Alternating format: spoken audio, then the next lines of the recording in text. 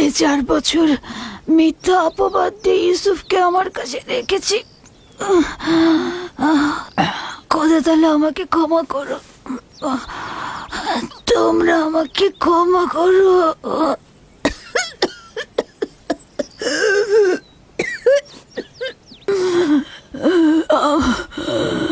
আমার ইউসুফ চোর না, আমি কোমর বন্ধনীটি লুকিয়ে রেখেছিলাম ওর জামার নিচে। আমি তো সেটা জানতাম, তুমি অযথা চিন্তা করো না। সবাইকে বলে দেবে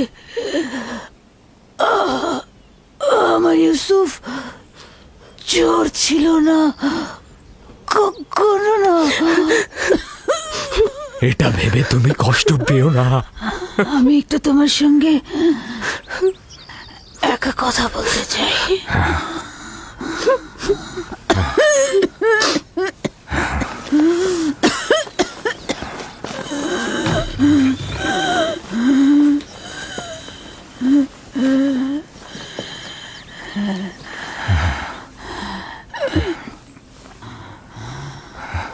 ইউসুফ খোদার আয়াত সমূহের মধ্যে একটি আয়াত, এভাবে কারোর জন্য নিয়ামত রহমত, কারোর জন্য ক্ষতি ও লোকসান।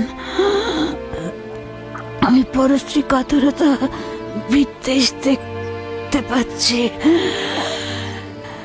ইউসুফের দিকে লক্ষ্য রেখো, সে নবুয়তের পথে রয়েছে।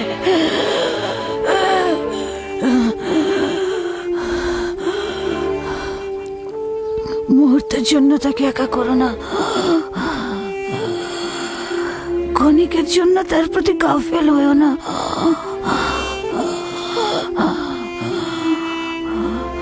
তাকে নিজের সঙ্গে ঘুম পাড়াবে, কোথাও একা পাঠাবে না।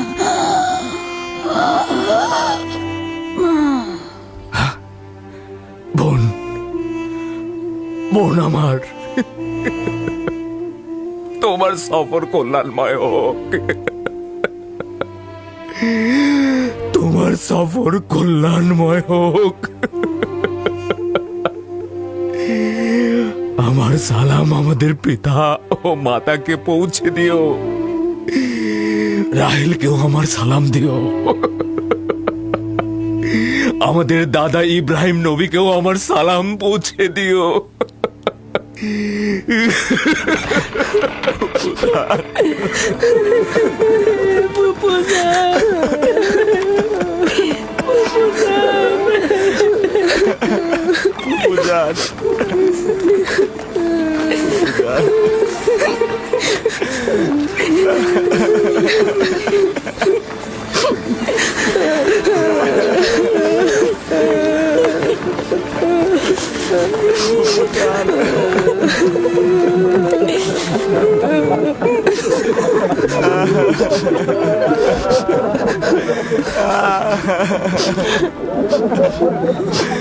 বুঝান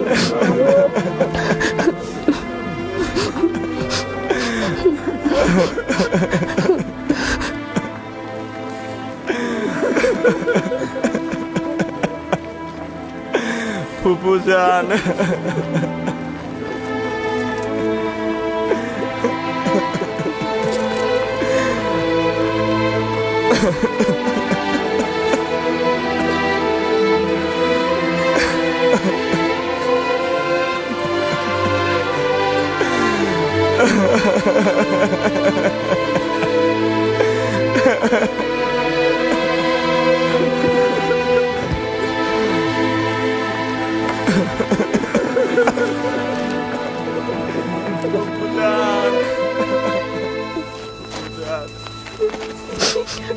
এক খোদা ভিন্ন অন্য কারো কাছে প্রার্থনা করো না, এবং শুধুমাত্র তার কাছে আশ্রয় চাও।